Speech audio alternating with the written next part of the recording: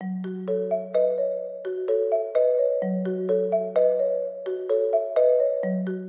m'appelle Sonia Robitaille, je suis conseillère pédagogique à la Commission scolaire de Montréal et chargée de cours au département de didactique des langues de l'Université du Québec à Montréal. Dans cette capsule, il va être question de la compétence à communiquer oralement, telle que décrite dans le programme d'intégration linguistique scolaire et sociale. Donc, on va parler de l'importance de l'oral, de la compétence en tant que telle, de l'oral au quotidien, de l'oral plutôt planifié, et bien sûr, on va terminer avec l'évaluation. Pourquoi c'est important de travailler la compétence à communiquer oralement? Eh bien, pour plusieurs raisons.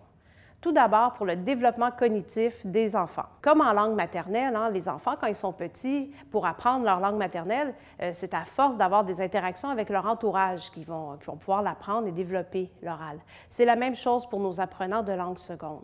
Et pourquoi c'est important aussi? Mais en fait, parce que ce que l'élève est capable de produire à l'oral, il va pouvoir le transférer en lecture et en écriture par la suite. Parce que le code écrit, c'est vraiment une représentation de ce que l'élève est capable de produire à l'oral. Donc, il y a vraiment un lien entre ces trois compétences-là. Pour le développement aussi de la conscience phonologique et syntaxique, il y a plein de sons que les élèves n'ont pas dans leur langue maternelle ou qui n'existent pas en français. C'est important qu'ils puissent les entendre, ces sons-là, et qu'ils puissent aussi les produire. Donc, c'est très important.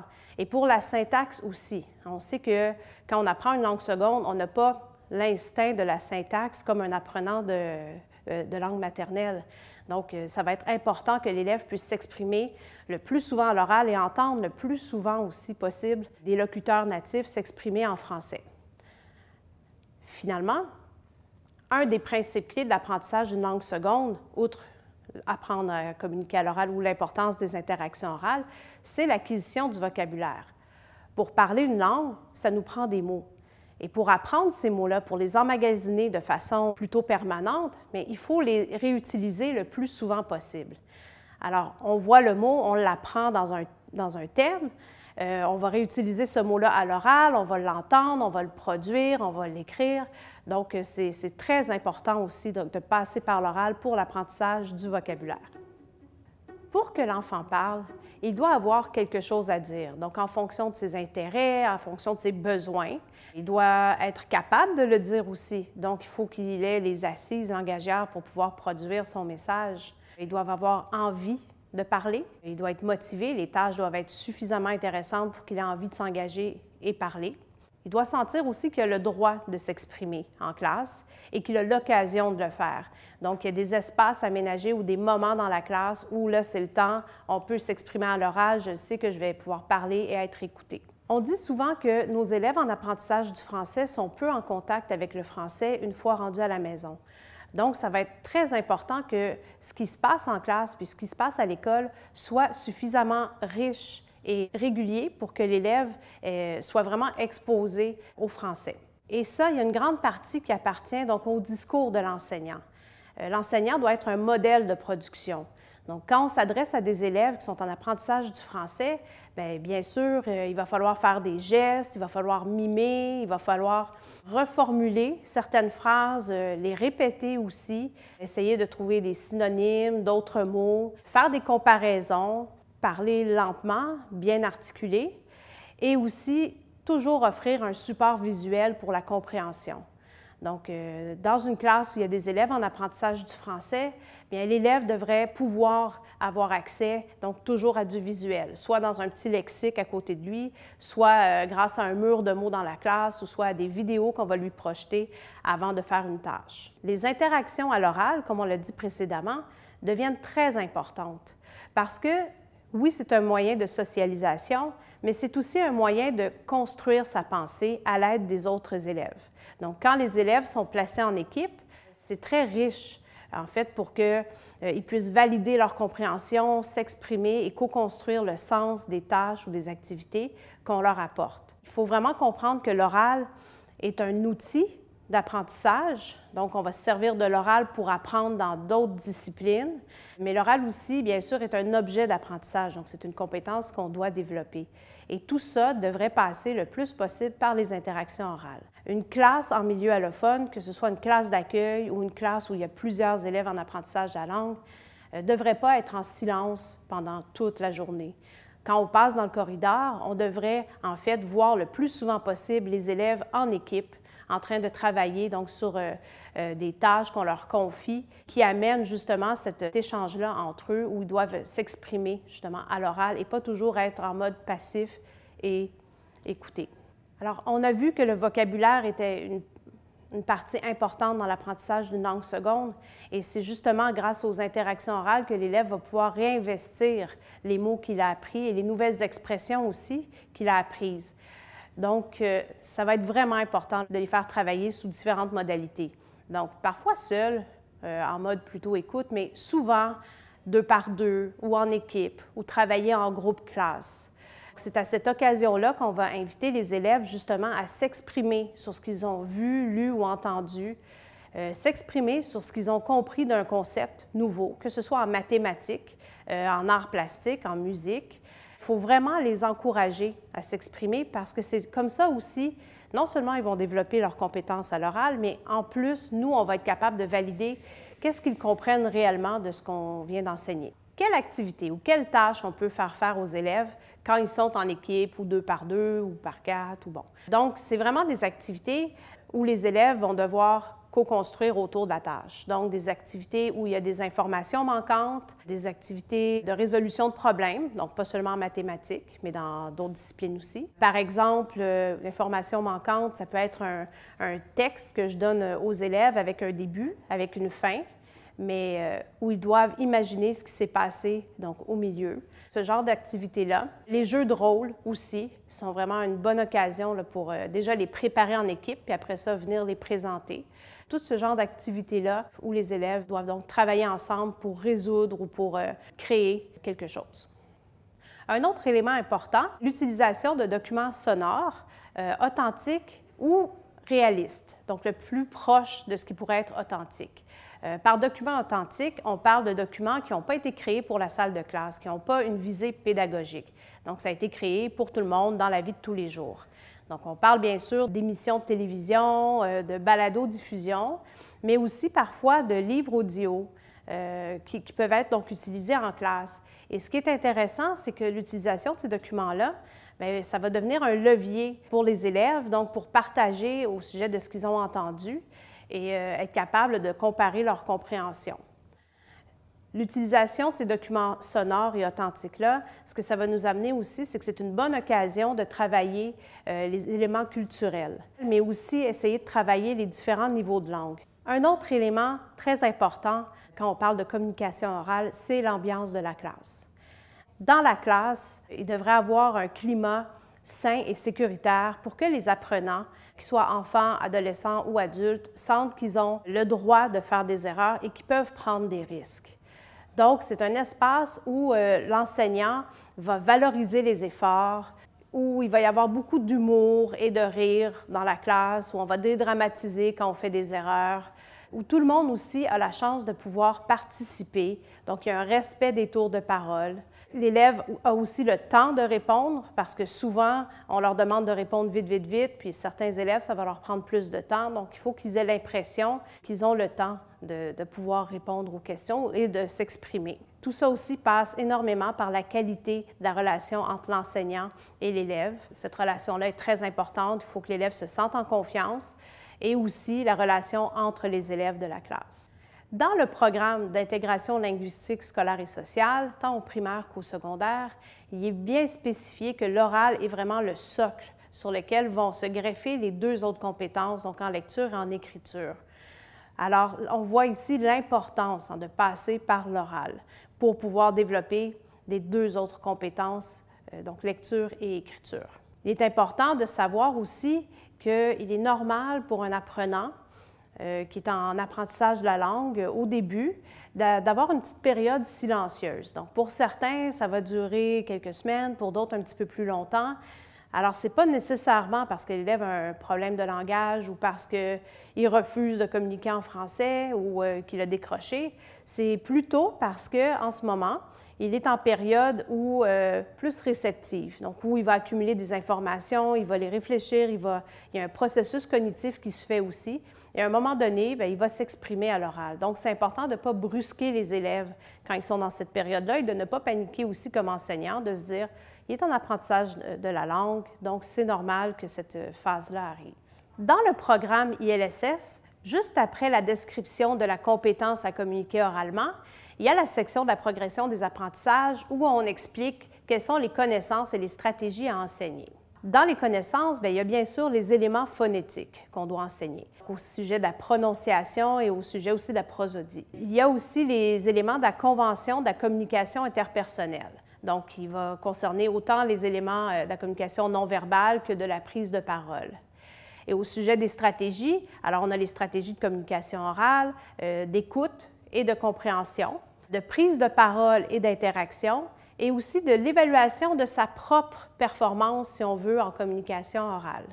Alors, je vous réfère vraiment là, aux pages du programme pour aller voir ce qu'il y a à enseigner par rapport à cette compétence-là. Alors, quelle place on fait dans notre classe au quotidien aux interactions orales?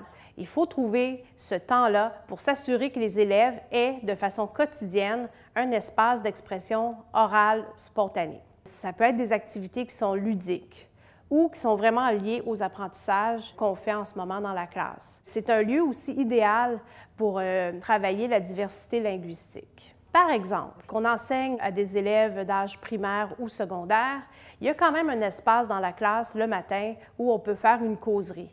Donc, on va parler du calendrier, donc de quel jour on est, quel mois. Ça va nous permettre de travailler ces notions-là aussi.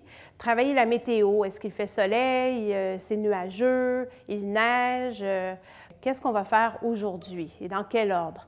Ce qui est très important aussi, que ce soit imagé pour que l'élève soit capable de se repérer là, dans les différents moments de la journée. Avec des plus jeunes, bien sûr, on va faire des chansons, des comptines.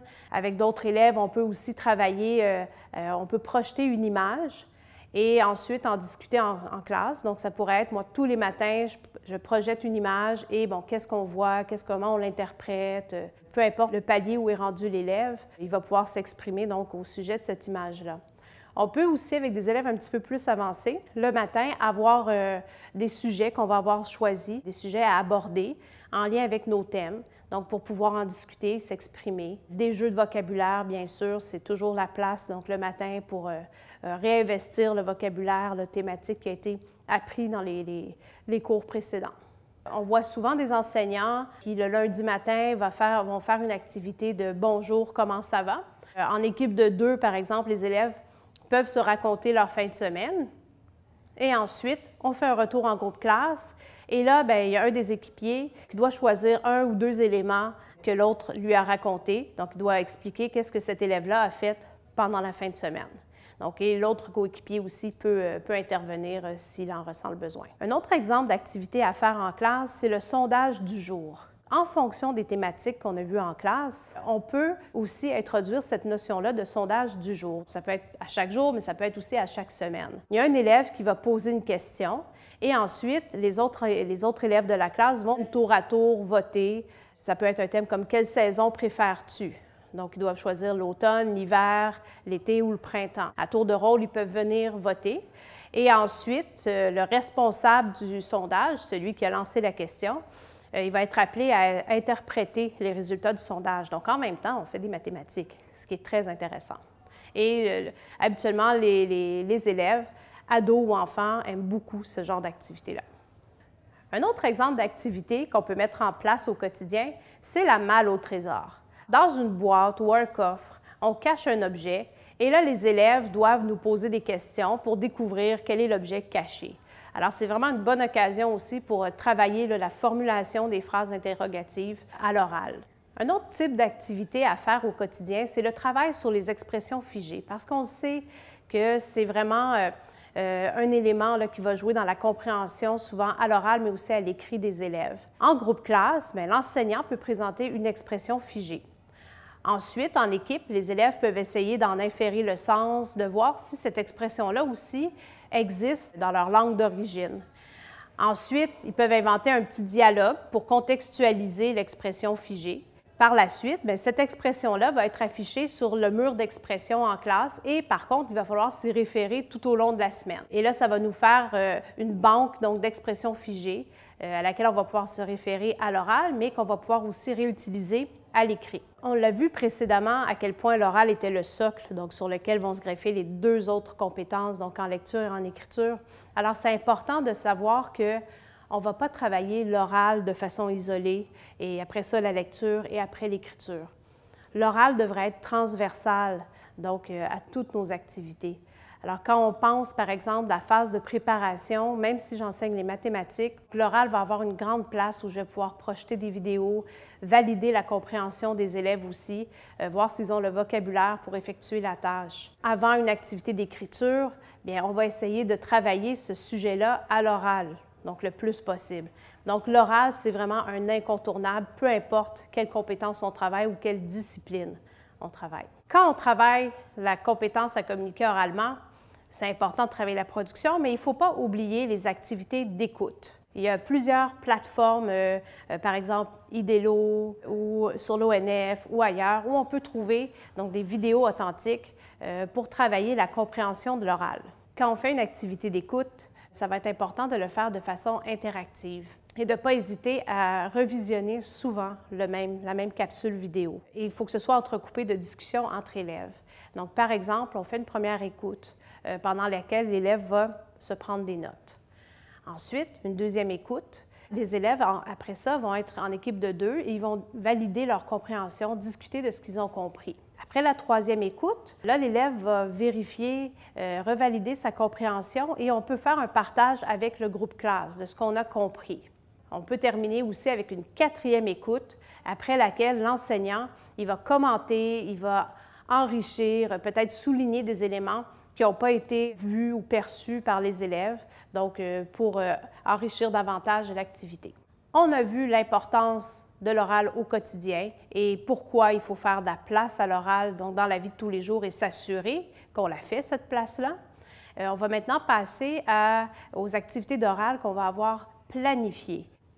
Une autre bonne façon de travailler ou de faire développer la compétence à l'oral de nos élèves, c'est de travailler à partir d'albums sans texte. Ces albums-là vont nous permettre donc de travailler l'oral, mais aussi la lecture. On a des albums sans texte qui comportent des univers vraiment foisonnants avec plusieurs personnages, donc qui se prêtent beaucoup à la discussion. On peut travailler ces albums sans texte-là en grands groupes ou 2 par 2, et là, les élèves vont pouvoir imaginer donc soit des dialogues ou soit vraiment la narration des pages qu'ils vont découvrir. On peut avoir des intentions de lecture différentes à chaque fois qu'on reprend soit le même album ou soit un album différent. Donc, c'est un bon moyen justement pour que les élèves comprennent ce qu'est une intention de lecture. Aussi, les albums sans texte vont nous permettre tant en l'oral qu'en lecture, de développer des stratégies vraiment intéressantes, comme par exemple la prédiction ou de faire des retours à l'arrière, donc la relecture. C'est vraiment un incontournable de travailler les albums sans texte. Et l'exposé oral dans tout ça. Est-ce que ça devrait être la seule façon ou la façon ultime de travailler donc, la compétence à communiquer oralement? Comme on l'a vu précédemment, il y a vraiment beaucoup d'autres façons d'aider l'élève à développer cette compétence-là. Ce que la recherche nous dit, c'est que dans la répartition idéale de la fréquence d'exploitation des situations de communication orale, bien, la plus grande place devrait être donnée aux interactions verbales. Ensuite, dans une autre proportion, on aurait toutes les activités plutôt de type expression. Donc, les petites scénettes qu'on va leur faire, de l'improvisation, des récitations, donc tout ce qu'on peut faire, par exemple, en art dramatique. L'exploitation de la voix ou du langage non-verbal par les élèves quand ils imitent, quand ils improvisent ou quand ils interprètent des personnages. Donc, ça aussi, c'est un type d'activité qu'on peut faire, qui a son importance. Et vient en troisième lieu, donc la présentation orale, où on va mettre l'accent plutôt sur l'entraînement à prendre la parole devant un public, donc d'une façon plus structurée. Si on choisit quand même de faire aux élèves une production orale, mais peut-être qu'on peut essayer de le travailler différemment, de la même façon qu'on va travailler un texte à l'écrit. Quand un élève nous fait une production écrite, bien, il se fait un plan. Ensuite, il se fait un brouillon, il se corrige, il valide, il vérifie s'il n'a pas fait des erreurs. Donc, on pourrait procéder de la même façon quand vient le temps de faire une production orale. En fait, il faut s'assurer de donner des consignes précises et que la durée soit relativement courte. Il faut qu'on rappelle aux élèves aussi qu'est-ce qu'on va observer, donc, et quelles étapes ils doivent suivre, donc de se faire un plan. Je vous dirais que la préparation de l'exposé oral est plus importante, en fait, que le produit fini. Cette production-là pourrait se faire en équipe de 2, où les 2 élèves donc, pourraient discuter, valider du contenu, mais aussi de la performance de l'un et de l'autre. Donc, ils pourraient s'enregistrer pendant qu'ils présentent, se corriger, dire « Ah, là, cette fois-là, tu as parlé, mais je t'ai pas trop compris, il faudrait que tu recommences. » Donc, jusqu'à ce que l'élève ou l'équipe ait le produit fini dont il est le plus fier et que ce soit ce produit fini-là qu'ils veulent présenter à la classe. Donc, à la classe ou à l'enseignant. Ce n'est pas toujours obligé d'être un exposé oral devant toute la classe, ça peut être aussi des capsules vidéo qui ont permis aux élèves de travailler ensemble, donc de mettre l'interaction orale au centre de cette activité-là, de se corriger, de s'auto-corriger et d'en venir à un produit fini dont ils sont fiers. Au sujet de l'évaluation, donc de la compétence à communiquer oralement, on va se référer beaucoup aux paliers pour l'évaluation du français qui nous offrent de bonnes balises pour pouvoir juger de la performance des élèves selon les paliers.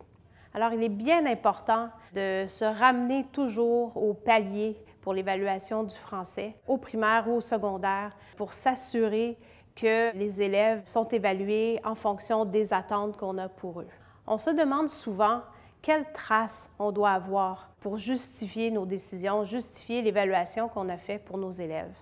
Ce qu'on suggère, c'est vraiment d'avoir différents types de traces, donc des traces qui vont relever de l'observation. Donc, l'observation de la production ou de la compréhension des élèves que vous allez avoir quand ils font différentes activités d'interaction orale. Vous pouvez aussi observer les échanges pendant les lectures interactives, par exemple. Un autre type de traces va concerner plutôt les traces liées aux conversations qu'on va avoir avec les élèves. Peut-être si vous faites un entretien avec l'élève pour voir comment ça se passe, le développement de sa compétence. Encore une fois, les échanges durant une lecture interactive peuvent faire partie de la conversation. Donc, si vous les questionnez, vous ciblez un élève ou 2 élèves pendant soit une activité de lecture interactive ou une causerie. Pendant ces échanges-là, vous pouvez relever comment ça va au niveau de la performance de cet élève-là en communication orale. Et finalement, un autre type de traces qu'on devrait pouvoir relever, c'est les traces liées à la production. Donc, c'est là où vont rentrer les jeux de rôle, les scénettes, les enregistrements audio des élèves qui vont vous donner, les exposés oraux si vous en faites. Pour vraiment avoir un portrait juste du développement de la compétence de l'élève, il faut vraiment aller chercher donc, des types de traces variées et pertinentes, en nombre suffisant, au niveau de l'observation, de la conversation et de la production. Et il faut prendre les traces les plus récentes, parce que si on veut poser un jugement, par exemple, juste avant un bulletin, bien, les traces de l'élève d'il y a 2 mois, bien, ça nous sert à comprendre comment se développe la compétence. Mais on veut le portrait le plus récent. Alors, on va prendre les traces les plus récentes des élèves pour pouvoir poser notre jugement par rapport à leur développement de leurs compétences. La licorne? La ville?